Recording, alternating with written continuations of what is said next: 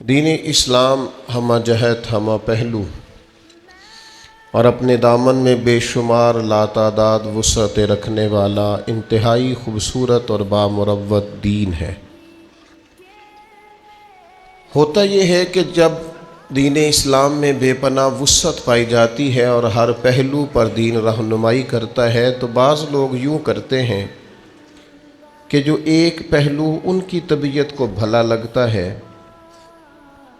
وہ اس ایک پہلو کو چننا شروع کر لیتے ہیں، جو ان کی طبیعت کے مطابق ٹھیک ہوتا ہے اس کو اخذ کر لیتے ہیں اور پھر اسی پر دلائل جمع کرتے رہتے ہیں، اسی کو بیان کرتے رہتے ہیں اور دوسرے کسی اور پہلو پر نہ توجہ دیتے ہیں۔ اور اگر کوئی شخص کسی اور پہلو کو چھیڑتا ہے تو بجائے اس کے کہ کسی کی بات کو، علمی بات کو غور سے سنا جائے، دلیل سے قبول کیا جائے، ہمارے ہاں رویہ بڑا سخت اور تلخ ہو جاتا ہے۔ نیکی، تقوی اور پرہیزگاری کا بھی لوگوں کا اپنا اپنا معیار ہے۔ کچھ لوگ کہتے ہیں جناب میں چونکہ عشق والا ہوں، میں چونکہ پیار والا ہوں، چونکہ وارفتگی والا ہوں، لہذا مجھے آپ نہ کہیں کہ پابندی سے نماز پڑھ،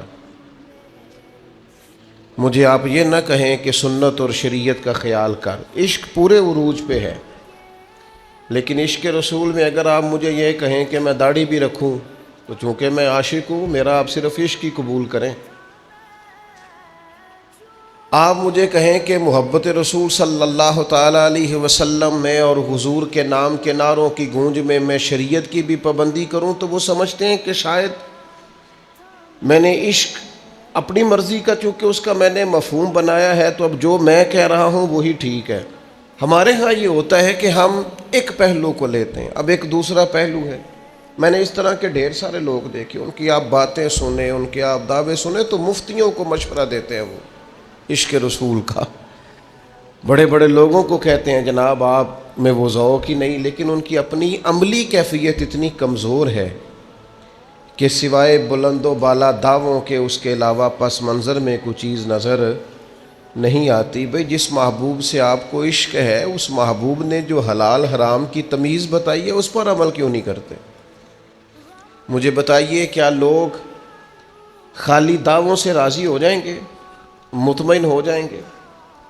میں دوستوں سے عرض کرتا رہتا ہوں، میں کہتا رہتا ہوں کہ ہم سمجھتے ہیں کہ شاید بہت زبردست مہنگی گاڑی کی وجہ سے لوگ میری تعریفیں کریں گے کہ کوئی بڑا آدمی ہے، بہت جد و جہد کر کے قیمتی موبائل لیتا ہوں تو لوگ سمجھیں گے بڑا معروف آدمی ہے۔ میرے آنے پر درجنوں بیسیوں لوگ اگر استقبال کو کھڑے ہوں گے تو پتہ چلے گا میں بہت بڑا آدمی ہوں، تو اس سے بھئی بندہ بڑا نہیں ہوتا۔ آپ کی گاڑی بہت بڑی نہ بھی ہو، آپ چھوٹے تاجر بھی ہوں، لیکن اگر آپ لین دین میں ٹھیک ہیں تو لوگ آپ کی تعریف کرتے ہیں بندہ کھرا ہے،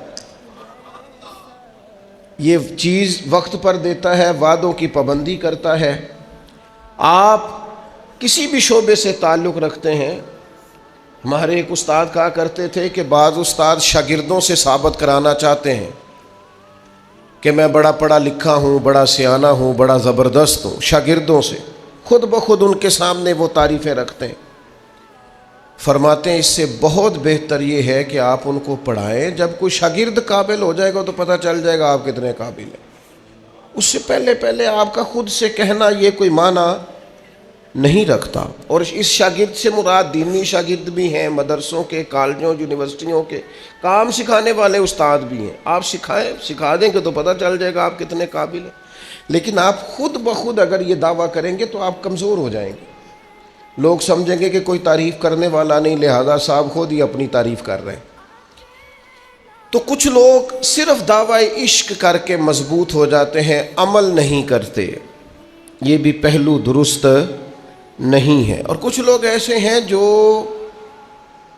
نرا عمل کا دعویٰ کرتے ہیں، وہ کہتے ہیں جناب آپ کیا نرے نعرے لگاتے رہتے ہیں، نماز پابندی سے پڑھیں، عبادت وقت پر کریں، صدقات زکوٰۃ کا خیال کریں، حج عمرہ ٹائم پہ کریں، باقی آپ کن چکروں میں پڑھیں، عشق بھی ہونا چاہیے، پیار بھی ہونا چاہیے، محبت بھی ہونی چاہیے۔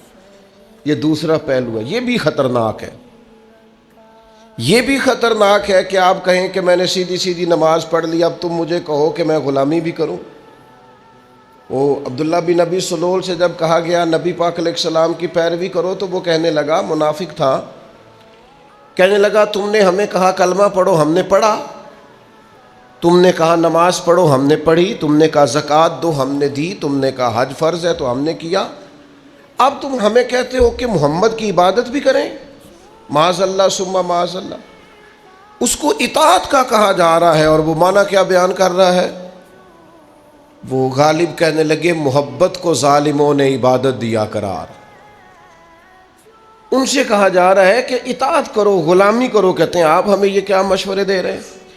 تو خشک خشک عبادات کے بعض لوگ قائل ہیں، وہ کہتے ہیں ہم سے ادب نہیں ہوتا، ہم سے اکرام نہیں ہوتا، ہم سے کھڑے ہو کے ہاتھ باندھ کے مدینے کی جانب منہ کر کے درود و سلام نہیں ہوتا، ہم سے اگر آپ کہیں کہ یہ ذوق، یہ شوق، یہ وارفتگی یہ بھی پیدا کریں تو یہ نہیں ہم سے ہوتی۔ نماز پڑھ تو رہے ہیں، روزہ رکھ تو رہے ہیں، یاد رکھنا اگر خشک خشک عبادات رہیں گی نا تو بندہ عبادت کر کے تھک جلدی جائے گا، عبادت کرے گا لیکن وہ عبادت اس پر کیف پیدا نہیں کرے گی۔ تقوی، پرہیزگاری وہ کرے گا صحیح، لیکن وہ اس کے لفظوں جملوں تک تو رہے گا، اس کی روح میں نہیں اترے گا۔ یہ ساری چیزیں روح میں تب اترتی ہیں جب بندہ جم کے اور ڈٹ کے مدینے والے محبوب سے محبت کرتا ہے صلی اللہ تعالی علیہ وسلم۔ اور میرے نبی پاک صلی اللہ تعالی علیہ وسلم کی تو ذات ہی ایسی ہے، حضور کو تو اللہ نے بنایا ہی ایسا ہے کہ ان کو چاہا جانے کو دل کرتا ہے، اکرام کرنے کو جی چاہتا ہے۔ محبوب کریم صلی اللہ تعالی علیہ وسلم نے اپنے غلاموں کو جہاں جہاد کا حکم دیا، عبادات کا حکم دیا، زکوٰۃ کا حکم دیا، وہاں کہیں بڑھ کے صحابہ سمجھ گئے تھے کہ ہمیں حد درجے احترام بھی کرنا ہے مدینے والے محبوب۔ مجھے دیکھیے نا، دو ہی باتیں ہیں، لفظوں کا چناؤ، انداز تکلم، گفتگو، دو ہی باتیں ہیں۔ ایک صاحب آتے ہیں، وہ آ کے کہتے ہیں جناب یہ میرا نام ہے، یہ میرا کارڈ ہے، اتنے عہدوں پر میں فائز ہوں، فلاں فلاں جگہ سے آیا ہوں، یہ میرا کارڈ اندر بھیج دیں آپ فلاں بزرگ کے پاس، اور انہیں جا کے کہہ دیں کہ فلاں صاحب آئے ہیں۔ تو ایک طریقہ یہ بھی ہے کسی سے ملنے کا۔ تو ظاہر ہے کارڈ دیکھتا ہے بندہ کسی کا تو پریشر میں تو آتا ہی ہے، تو ہو سکتا ہے وہ کہے فٹافٹ بلاؤ، اتنا بندہ بڑا آدمی ہے، لیٹ ہو جائے گا تو مشکل کھڑی ہو جائے گی۔ اور ایک صاحب آ کے پوچھتے ہیں کہ ذرا بتانا کہ شیخ مسجد میں کب آتے ہیں؟ وہ جب تشریف لائیں گے میرا بھی دل کرتا ہے چند باتیں سن لوں، تھوڑی گفتگو کر لوں، کچھ اگر میسر ہو۔ اب اس طرح کا پیغام جب شیخ کے پاس جاتا ہے تو یقین کریں اس طرح کے لوگوں کو ڈھونڈنے کو دل کرتا ہے، دل کرتا ہے کہ ان کے پاس کچھ وقت بیٹھا جائے، کچھ خیر کی بات ہوگی، سننے سنانے کا، بات کرنے کا کوئی موقع میسر آئے۔ الفاظ، انداز، اس کے اندر اگر آپ نے ابا جی سے کہہ دیا کہ ابا جی کیا کھانا ہے، کوئی حکم ہے تو بتائیں، پریشانی کس بات کی ہے، پیسے چاہیے تو دے دیتا ہوں، یہ بھی ایک لہجہ ہے۔ اور ایک لہجہ یہ ہے کہ آپ اپنے والد کی طبیعت سمجھ جائیں، آپ اپنی والدہ کی رضا سمجھ جائیں۔ آپ دیکھیے قرآن مجید نے ایک اور تقوی کا پہلو بھی، نماز بھی بندے کو متقی بناتی ہے، روزہ بھی کا مقصود بھی تقوی ہے، حج کرنے جاؤ تو بہترین زاد راہ تقوی ہے۔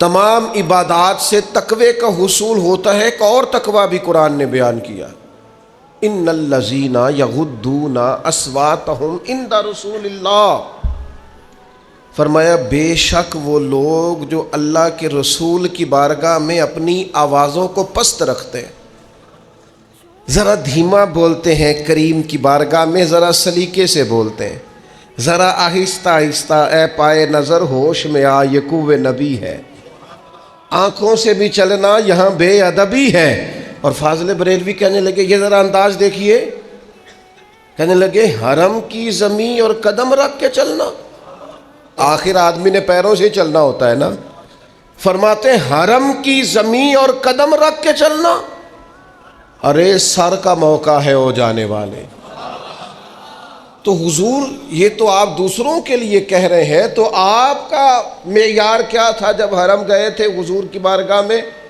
تو فرمانے لگے پیش نظر ہے وہ نو بہار، میرا تو سجدے کو دل ہے بے قرار، روکیے سر کو روکیے یہی تو امتحان ہے۔ اور ان کے شہزادے نے بات تھوڑی اور کھول دی، حضور مفتی اعظم فرمانے لگے سنگے در جانا پر کرتا ہوں جبی سائی، میں محبوب کی بارگاہ پہ سر جھکاتا ہوں، سنگے در جانا پر کرتا ہوں جبی سائیں، او سجدہ نہ سمجھ ظالم میں سر دیتا ہوں نذرانہ، میں سر دیتا ہوں نذرانہ۔ یہ نظر پیش کی ہے حضور کی بارگاہ میں۔ اور ہمارے ایک ضلع گجرانوالہ کے شاعر تھے، ان کا کلام بھی مجھے بڑا پسند ہے۔ وہ کہتے ہیں زائر کوے جنا آہستہ چل، او مکے مدینے آنے والے میں کس درد سے بات کروں۔ وہ ایک بندہ پیچھے کھڑا کیا ہوا موبائل دے کے، میں تو چڑھنے لگا ہوں نا موبائلوں سے، ہر جگہ ہی موبائل، یار حد ہو گئی ہے، ہم نے کیا اس کو دین ایمان بنا لیا ہے؟ یعنی مکے مدینے میں حضور کی بارگاہ میں بھی موبائل۔ ایک صاحب مجھے فون کرتے ہیں، السلام علیکم، میں اس وقت بیٹھا ہوں لائیو کال کر رہا ہوں، سلام کر لیں۔ میں نے کہا آپ میرا سلام کہہ دیں اور ذرا سائیڈ پہ ہو کے مجھ سے بات کیجئے گا۔ سائیڈ پہ ہو کے اس نے بات کی۔ میں نے کہا یار تیرا کیا خیال ہے، نبی پاک موبائلوں کے محتاج ہیں سلام کے لیے؟ فاضل بریلوی فرماتے ہیں اللہ کی قسم واللہ وہ سن لیں گے اور فریاد کو پہنچیں گے ہم، بس اتنا تو ہو کوئی فریاد کرے دل سے۔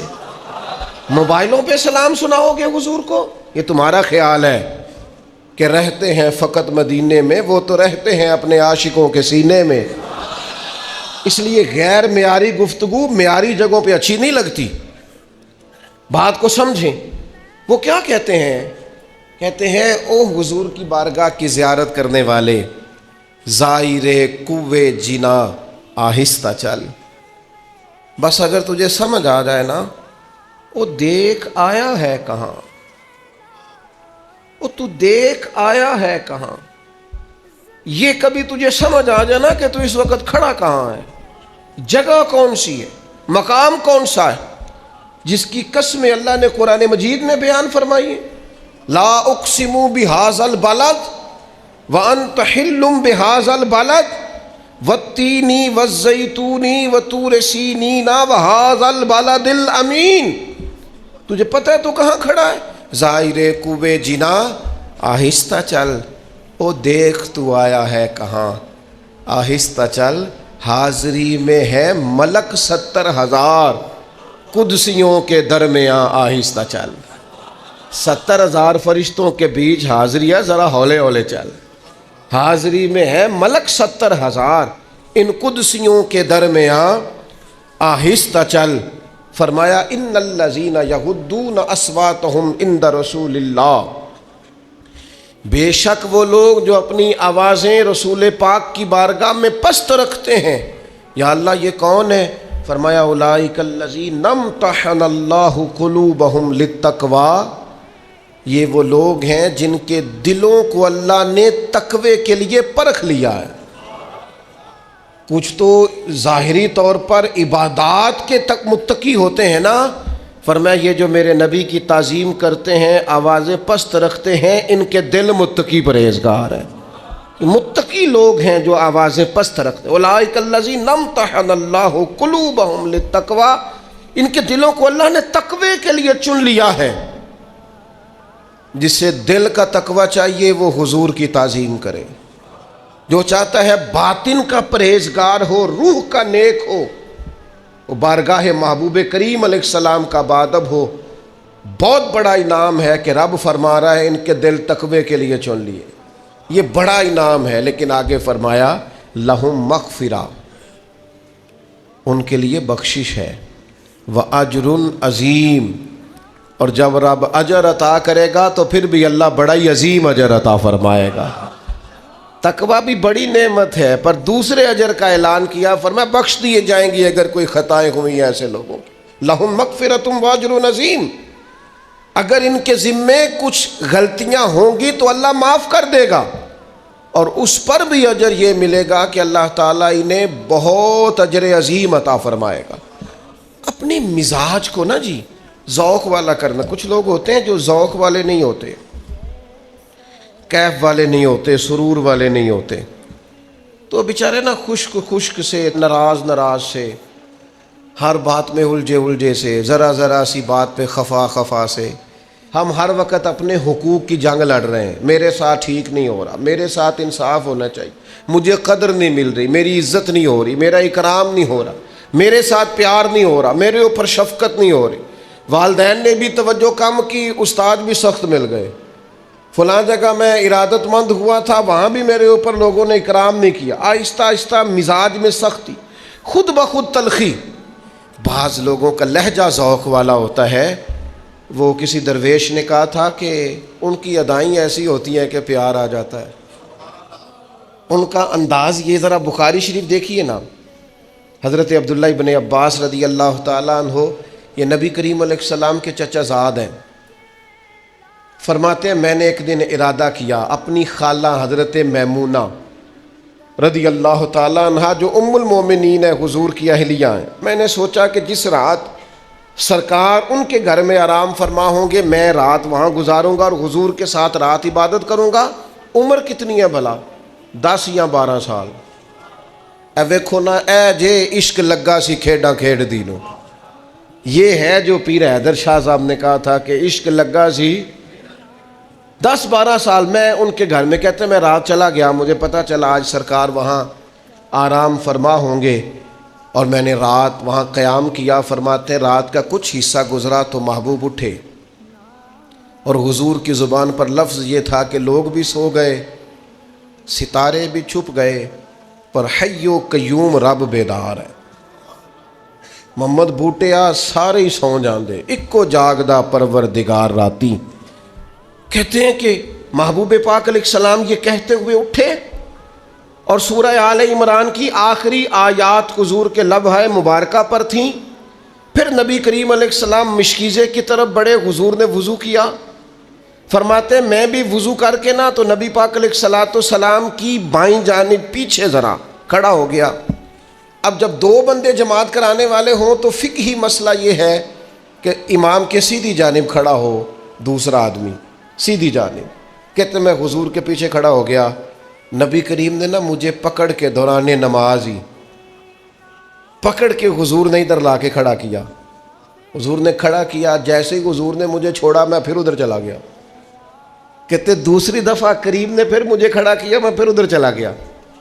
تیسری دفعہ یہ دیکھو یہ نماز ہو رہی، نماز پڑھا کہ میں تیں ول ویکھا، مینوں کعبہ بھول گیا آئی تے بھول گئیاں نہیں سب سوم صلاتاں، اکو یار دا فکر پہ آئی.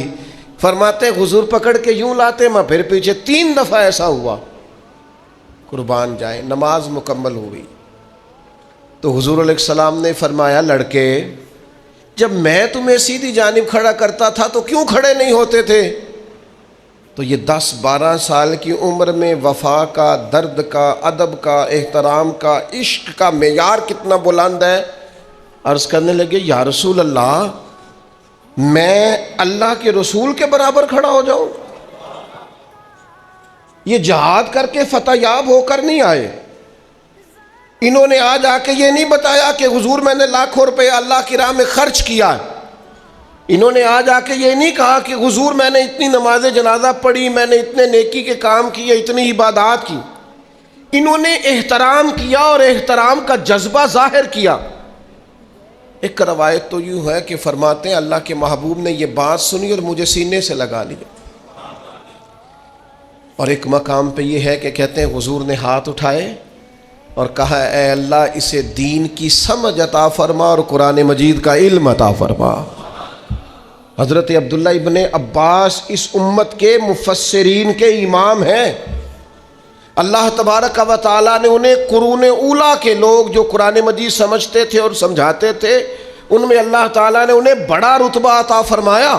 عزیز دوستو، جب آپ کی طبیعت میں ذوق ہوتا ہے، جب مزاج میں احترام ہوتا ہے، جب لہجے میں ادب کا، اکرام کا ٹھہراؤ ہوتا ہے تو بندہ وزادار ہو جاتا ہے. ہمارے بچوں کو ہم نے سب سکھایا ہے، فلاں سے آگے گزرنا ہے تم نے، فلاں کے بچے تم سے پیچھے رہنے چاہیے. ہم نے انہیں زبردست مشینیں بنانے کی کوشش کیا ہے پیسے جمع کرنے کی. ہم نے انہیں سکھایا ہے کہ مال اکٹھا کرو گے تو بچو گے الا ماشاءاللہ. لیکن اللہ کے حبیب فرماتے ہیں تمہارا اولاد کے لیے بہترین تحفہ یہ ہے کہ انہیں اچھا ادب سکھاؤ. انہیں کسی کا احترام کرنا آتا ہو, وہ اکرام کریں. ان کے لہجوں سے کسی شخص کو بے ادبی کا شائبہ نہ ہو. ان کا انداز اس طرح کا نہ ہو کہ جس سے یوں چھلکے کہ یار کسی نے جڑی بوٹیاں ہی نہیں اتاری اس فصل کے گرد سے, کسی نے وقت پر آب یاری نہیں کی. یہ درخت تھے کسی کے لیکن اس نے کھلے چھوڑ دیے, جیسے چاہا جس طبیعت میں چاہا, ماحول اور ہو گیا. میں نے خود دیکھا ہے ماں باپ تعریفیں کر رہے ہیں شادی سے پہلے اپنے بیٹے کا رشتہ کرتا ہے, کہتے ہیں بڑا ہی اچھا ہے, کیا بات ہے, بڑا کماتا ہے. لیکن اس کی بد اخلاقی سے تڑپ کر جب اس کی بیوی اور اس کے سسرال والے شکایت کرتے ہیں کہ تمہارا بیٹا یا تمہاری بیٹی تو نہایت بد اخلاق ہے, تکلیف دیتے ہیں, تو ابا جی کیا کہتے ہیں, میں بھی بڑا سمجھانا, شروع سے ہی بڑا کہتا ہوں. تو بھئی آپ نے کسی اور کو دوزخ میں کیوں جھونکا؟ آپ کیا سمجھتے ہیں پھر آپ کے لیے خیر کے جملے آئیں گے؟ آپ نے تکلیف کے اندر کیوں ڈالا کسی اور کو جب اس کی بد اخلاقی, بد خلقی اور مزاج کا اکھڑ پن آپ کو گھر میں پتہ تھا؟ آپ وہ ذوق ہی نہیں دے سکے, وہ تربیت ہی نہیں کر سکے. میں آپ سے عرض کروں گا, طالب علموں سے, طریقت کے سالکین سے, عام لوگوں سے عرض کروں گا, نیرے پیسے نہیں کمانے چاہیے, نیرے عہدے نہیں کمانے چاہیے, نیرے تعلقات نہیں بنانے چاہیے. زندگی میں دعائیں بھی لے لینی چاہیے, زندگی میں برکات بھی سمیٹ لینی چاہیے. کسی کی نظر شفقت میں بھی کبھی کبھی رہنا چاہیے. کچھ لوگ ایسے بھی ہوتے ہیں جن کا کوئی بڑا ہی نہیں ہوتا, ان کو کوئی اچھا آدمی ملا ہی نہیں ہوتا زندگی میں. ان کی طبیعت بتاتی ہے کہ وہ ہر وقت شکوہ کر رہے ہیں, چھوڑیں جی ساری دنیا دیکھ لی. یعنی ان کا خیال ہے کہ جس کائنات کو اللہ کہہ رہا ہے لقد خلقنا الانسان فی احسن تقویم, کہ میں نے بڑی اعلیٰ انسانیت بنائی, اور جس امت کو اللہ کہہ رہا ہے کنتم خیر امت اخرجت للناس, محبوب کی امت بہترین امت, انہیں اس پوری امت میں کوئی اچھا آدمی نہیں ملا, پوری انسانیت میں کوئی خوبصورت بندہ ہی نہیں ملا. دعوے دیکھو کتنے بڑے. کچھ تھوڑا سا نا طبیعت میں ذوق, کچھ لطف, کچھ دعائیں, کچھ کہیں کسی کی نظر میں رہنے کا شوق, کچھ کسی وقت آپ بغیر کسی سبب کے کسی بوڑھی اماں کو سڑک تو پار کرا کے دیکھیں. پیر صاحب کو لوگوں نے روز دعا کے لیے کہنا ہوتا ہے, تو بعض پیروں کی دعائیں رٹی ہوئی پکی روٹی کچی روٹی کی طرح ہوتی ہیں. تسبیح بڑی بڑی, جبہ بڑا, 1-2 سیکنڈ کے لیے اگر کوئی حجرے میں آ گیا تو ان کی دعا ہوتی ہے اللہ خیر کرے, اللہ بھلا کرے, چونکہ وہ بیچارے کو صبح سے شام تک تو کام ہی یہی ہے. اب تو اور زیادہ پیروں نے آسانی کر لی ہے, تعویذ بھی لکھ کے نہیں دیتے, چھپوا کے رکھ لیتے ہیں, کیونکہ جب دکان زیادہ چل جائے تو پھر بہت ساری چیزیں آرٹیفیشل بھی لینی پڑتی ہیں, پیکنگ کرا کے لوگ کٹھی رکھ لیتے ہیں. اور یہ ایسے لوگ ہیں جن کو کوئی کتاب نہیں پڑھنا, کوئی ان کو سکھانا نہیں, پڑھانا نہیں, آنا نہیں, جانا نہیں. ایک یہ ہمارا انداز ہے ریڈی میڈ چیزوں کا, ان سے بچیں. کچھ دعائیں ایسی ہیں جو خلوص سے نکلتی ہیں. بوڑھی اماں تھی, ضعیف تھی, سڑک نہیں پار ہو رہی تھی, آپ نے اس کا بازو تھاما, اس کے پاس جو بازار سے خریدا ہوا تھیلا تھا سامان کا وہ آپ نے پکڑ کے کندھے پہ رکھا, گاڑی والے کو کہا ذرا ٹھہر جا, آپ نے سڑک پار کرا دی. اماں کو 100 دفعہ کہے گی اللہ تیرا بھلا کرے, اور 2-2 3-3 نسلوں کو دعا مل جاتی ہے مفت بھی, اللہ تیرا ماں پیو جیندہ رہے, اللہ بچیاں دی خیر کرے. آپ دیکھو ایک چھوٹا سا فعل ہے کوئی, لیکن اس کی حسن کتنا زیادہ ہے, خوبصورتی کتنی. اور پھر یہ ایسا منفرد قسم کا کام ہے کہ آپ نے ایک دفعہ سڑک پار کرائی ہے, میرا خیال ہے اماں کی جس سے بھی ملاقات ہوگی نا, جب تک اسے یاد رہے گا اماں سب کو بتائے گی.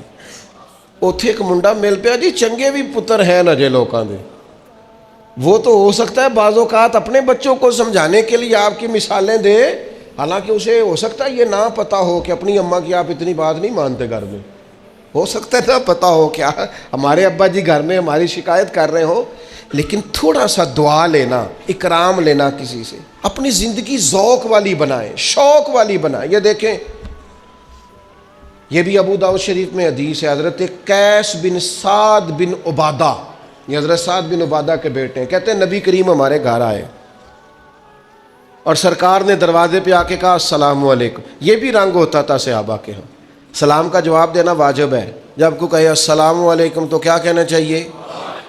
اب سرکار تشریف لائے تو حضرت قیس بن سعد بن عبادہ کہتے ہیں نبی کریم علیہ السلام نے کہا السلام علیکم، تو حضرت سعد بن عبادہ نے آہستہ سے کہا وعلیکم السلام۔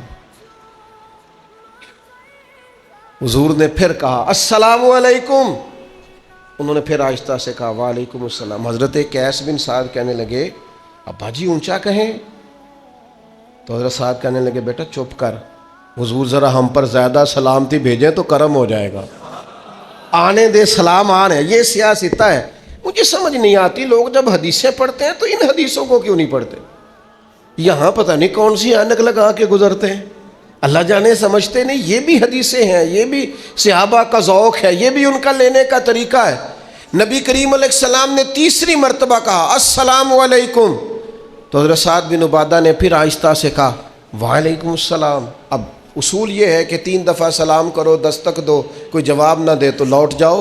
حضور لوٹنے لگے، حضرت سعد بن عبادہ اٹھ کے دوڑے، عرض کی حضور معاف کر دیجئے گا، 3 دفعہ ہی سن لیا تھا، 3 دفعہ جان بوجھ کے آہستہ بولے تھے۔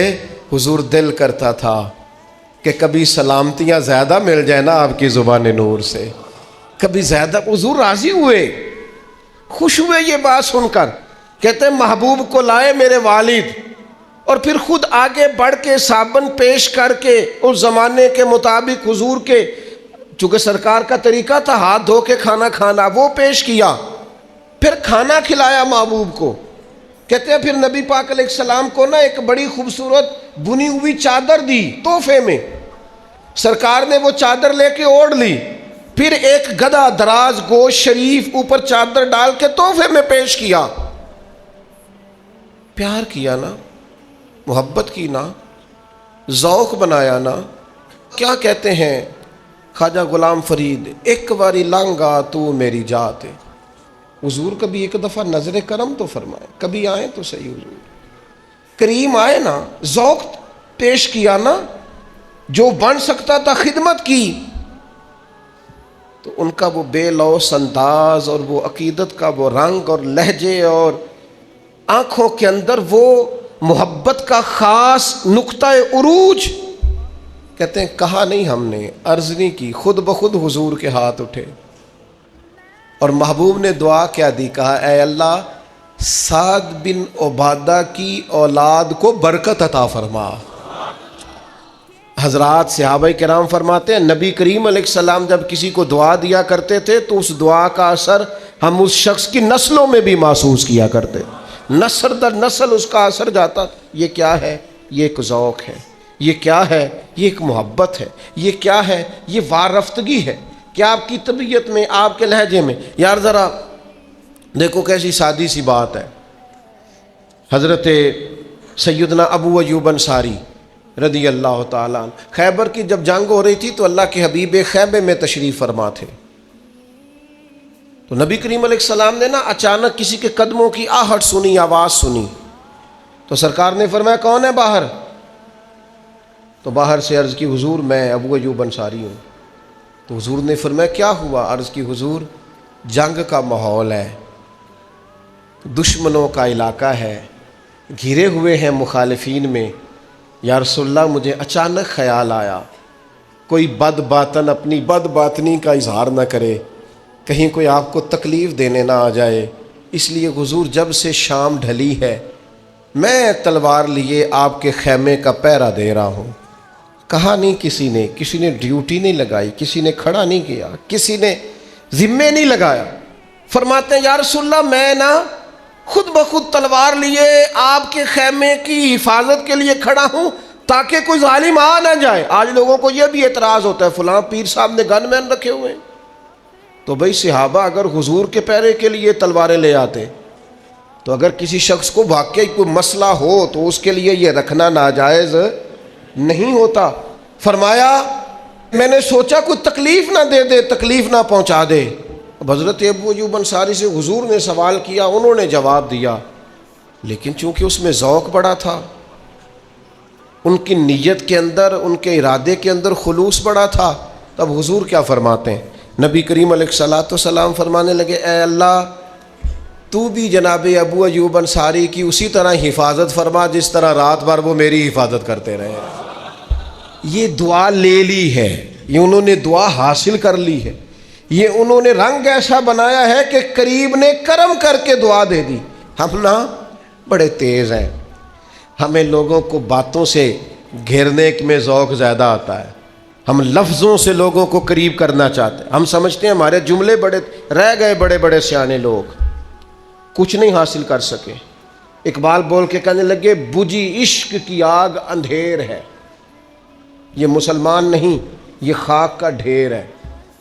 اب اس کے اندر عشق ہی نہیں ہے تو یہ ایک ڈھیر تو ہو سکتا ہے، اس نے بہت ساری چیزیں جمع کر لی لیکن ڈھیر تو ہو سکتا ہے، لیکن اب یہ مسلمان والی کیفیات، او یار نماز، روزہ، حج، زکوٰۃ یہ ضروری چیزیں ہیں، لیکن ان کے اندر جب آپ ذوق پیدا نہیں کرتے، درد پیدا نہیں کرتے، شوق پیدا نہیں کرتے، حضور کی غلامی کی لذت اس کے اندر آپ شامل نہیں کرتے، کھجور اور میدے کا حلوہ بنا کر حضرت عثمان غنی نے بھیجا، کیا مثلاً کیا کتنا کو مہنگا حلوہ بنتا ہے یار آج، یا کیا عرب کے اندر کھجور عام تھی؟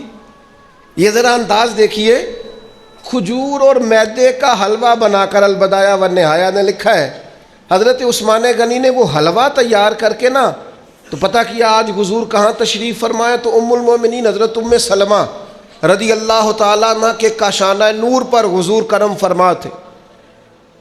حضرت عثمان غنی نے وہ حلوہ پیش کیا، گھر میں بھیج دیا، محبوب تشریف لائے تو گھر والوں نے حلوہ پیش کیا، حضور نے فرمایا کہاں سے آیا ہے؟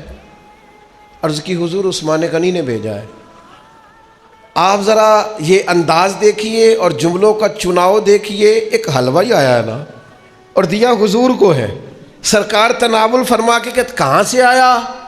یا رسول اللہ عثمان غنی نے بھیجا ہے۔ تو حضور نے ہاتھ اٹھائے اور یہ دعا کا انداز دیکھیے، کہا اللہ عثمان تجھے راضی کرنا چاہتا ہے تو ہو جانا راضی عثمان غنی۔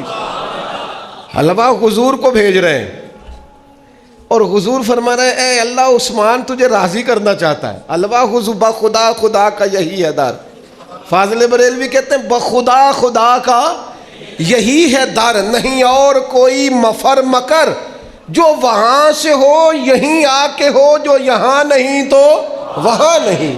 فرمایا اللہ تجھے راضی کرنا چاہتا ہے تو ہو جانا عثمان سے راضی۔ تھوڑا سا نا اپنی زندگی کو، اور یار عید کے بغیر بھی کبھی کبھی ابا جی کو جوڑا لے دیا کرو، کچھ نہیں ہوتا، بغیر سبب کے بھی کبھی اماں کو کہہ دیا کرو کہ یہ تھوڑے پیسے ہیں، کوئی حرج نہیں۔ گھر والوں کو، اہلیہ کو، بچوں کو بغیر وجہ کے بھی کسی وقت محبت، کبھی کبھی دوستوں کو بغیر سبب کے۔ دیکھو نا شریعت اسلامیہ نے 2.5% زکوٰۃ فرض کی ہے، لیکن حضور فرماتے ہیں صدقہ دے کے دوزخ سے بچ جاؤ، چاہے کھجور کا ایک ٹکڑا ہی صدقہ کر لو۔ نفلی صدقات پر توجہ دی، نماز کے فرض 4 رکھے عصر کے، لیکن فرمایا جو عصر سے پہلے 4 رکھتے پڑے گا، اللہ کے رسول نے دعا دی اے اللہ اس بندے پہ رحمت فرما دینا۔ یہ جو آپ کا ذوق ہے، آج لوگ پتہ کیا کر رہے ہیں، میں بڑی غور سے، فکر سے، تدبر سے آپ کو کہہ رہا ہوں، خدا را میرا درد سمجھنا، لوگ ہم سے ہمارا ذوق چھیننا چاہتے ہیں۔ نبی پاک کی غلامی اور عشق کا جو ذائقہ سینہ بسینہ ہمارے بزرگوں نے ہمیں دیا ہے نا، وہ ذوق ہم سے، لوگ ہمیں کہتے ہیں سیدھی سیدھی نمازیں، روزے، حج، زکاتیں کرو اور بغیر دعاؤں کے نمازیں پڑھ کے دوڑ جاؤ، تمہیں کوئی ضرورت نہیں۔ پہلے کہتے تھے اولیاء اللہ اور انبیاء سے نہیں مانگنا، اب کہتے ہیں اللہ سے بھی نہ مانگو، نکل جاؤ نماز پڑھ۔ اس خشکی سے اپنے آپ کو بچانا، یا آہستہ آہستہ جب طبیعتوں میں پیوست ہو جائے گی تو پھر یاد رکھنا عبادات کا ذوق لے جائے گی۔ میں نے قرآن مجید پڑھ کے عرض کیا ہے کہ اللہ فرماتے ہیں جو صرف آوازیں پست، ان الذین یغضون اصواتہم عند رسول اللہ، جو صرف میرے نبی کی بارگاہ میں آوازیں نیچی رکھے نا، اولئک الذین امتحن اللہ قلوبہم للتقوی، یہ تو دلوں کے پرہیزگار ہیں۔ ان کے دلوں کو پرکھ لیا ہے اللہ نے تقوی کے لیے۔ اگر دلوں کے پرہیزگار بننا ہے تو پھر زندگی تعظیم مصطفیٰ والی، غلامی رسول والی۔ اللہ تعالیٰ سمجھنے کی توفیق عطا کرے۔